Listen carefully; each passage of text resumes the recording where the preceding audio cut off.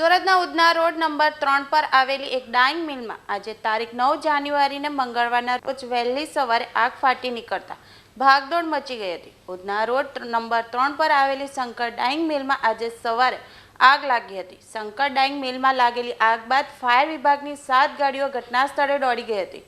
ફાયરના જવાનોએ સતત પાણીનો મારો ચલાવી આગ પર કાબૂ મેળવ્યો હતો।